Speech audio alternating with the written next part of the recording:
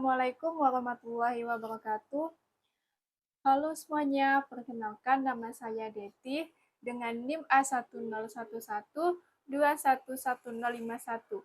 Saya dari Universitas Tanjung Pura, program studi Ilmu Hukum. Tugas ini saya buat untuk memenuhi ujian akhir semester mata kuliah hukum perbankan yang diberikan oleh dosen pengampu Ibu Afra Roki, SHLLM. Nah, baiklah, pada kesempatan kali ini saya akan menyampaikan arti dari perbankan. Nah, apa sih perbankan itu? Perbankan adalah segala sesuatu yang menyangkut tentang bank, mencakup kelembagaan, kegiatan usaha, serta cara dan proses dalam melaksanakan kegiatan usahanya. Contoh kejahatan perbankan salah satunya ialah penggelapan dana. Sebelum lebih mendalam, kita membahas kejahatan perbankan, yaitu kasus penggelapan dana. Dan mari kita simak cuplikan video berikut ini. Yuk jalan. Dua karyawan Bank BRI inisial VM, seorang customer service, dan AW, seorang office boy di Bank BRI unit Tanjung Sakti cabang Pagar Alam diringkus anggota Polda Sumsel pada 22 Februari lalu di kediamannya masing-masing. Mereka menggarong tabungan nasabah hingga mencapai kerugian 5,2 miliar rupiah. Aksi licik ini sudah berlangsung sejak awal tahun 2020 hingga akhirnya terungkap pada Januari 2023. Kedua pelaku membuatkan ATM dari nasabah yang baru membuka rekening. Namun mereka hanya menyerahkan buku tabungan, sementara kartu ATM mereka pegang. Selanjutnya, kedua tersangka menguras uang para nasabah dengan cara mentransfernya ke rekening pribadi. Mereka mengincar para nasabah yang sudah berumur yang mudah diperdaya. Nah, teman-teman bisa kita lihat video tersebut adalah salah satu contoh kasus perbankan yang terjadi di Kota Pagar Alam, Sumatera Selatan. Nah, di dalam kasus tersebut ada beberapa poin-poin penting yang perlu kita bahas. Salah satunya adalah bagaimana sih kronologi kasus tersebut bisa terjadi. Jadi kasus tersebut terjadi karena adanya dua karyawan Bank BRI, inisial FM seorang customer service dan AW seorang office boy di Bank BRI unit Tanjung Sakti cabang Pagar Alam, Sumatera Selatan. Akibat ulah kedua tersangka, para nasabah mengalami kerugian mulai dari 10 juta hingga 400 juta rupiah. Nasabah yang mengalami kerugian mencapai 70 orang dengan total kerugian 5,2 miliar rupiah. Kedua tersangka telah menggelapkan uang nasabah sejak 2 tahun lalu dan baru terungkap pada Januari 2023 dengan modus bantu menyetorkan uang nasabah ke rekening mereka. Kecurigaan para korban muncul saat mereka mendapati buku tabungan yang ditulis oleh pelaku dengan menggunakan tulis tangan. Padahal, pada setoran uang di bank, dicetak langsung melalui sistem komputer oleh teller.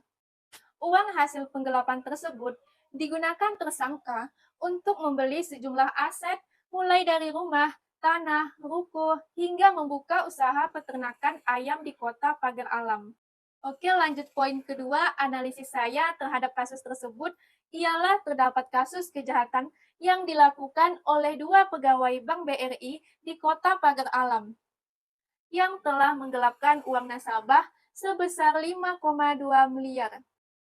Kasus ini melanggar hukum perbankan yang mengatur tentang pengelolaan dana nasabah yang harus dilakukan dengan baik dan tidak boleh disalahgunakan.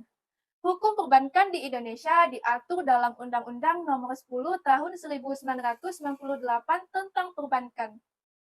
Undang-undang ini memberikan wewenang kepada Otoritas Jasa Keuangan atau OJK untuk mengatur dan mengawasi bank, termasuk dalam pengelolaan dana nasabah. Selain itu, modus operandi yang digunakan oleh kedua tersangka menunjukkan adanya kelemahan dalam sistem keamanan bank. Hal ini menunjukkan perlunya peningkatan pengawasan dan pengendalian internal di bank, serta peningkatan keamanan sistem teknologi informasi yang digunakan oleh bank. Seluruh aset itu kini disita petugas sebagai barang bukti atas kasus penipuan yang mereka lakukan. Dalam kasus yang terjadi, dua karyawan Bank BRI Kota Pagar Alam telah melanggar hukum perbankan dengan menggelapkan uang nasabah. Atas perbuatannya, kedua tersangka dijerat pasal 49 ayat 1 huruf A Undang-Undang Nomor 10 Tahun 1998 tentang perubahan atas Undang-Undang Nomor 7 Tahun 1992 tentang perbankan, junto pasal 55 KUHP, junto pasal 65 KUHP, dan pasal 49 ayat 1 huruf B Undang-Undang Nomor 10 Tahun 1998 tentang perubahan atas Undang-Undang Nomor 7 Tahun 1992 tentang perbankan, junto pasal 55 KUHP, junto pasal 64 KUHP dengan ancaman hukuman minimal 5 dan maksimal 15 tahun penjara dan denda 200 miliar rupiah. Nah, poin terakhir ialah bagaimana sih cara mencegah kasus serupa di masa mendatang. Berikut adalah beberapa saran yang dapat dilakukan. Yang pertama, meningkatkan pengawasan dan pengendalian internal di bank, serta meningkatkan keamanan sistem teknologi informasi yang digunakan oleh bank. Nah, yang kedua, memberikan pelatihan dan sosialisasi kepada karyawan mengenai etika dan integritas dalam bekerja, serta memberikan sanksi yang tegas bagi karyawan yang melakukan tindakan yang merugikan nasabah. Yang ketiga, nasabah harus lebih berhati-hati dalam melakukan transaksi perbankan dan selalu memeriksa bukti transaksi yang diterima.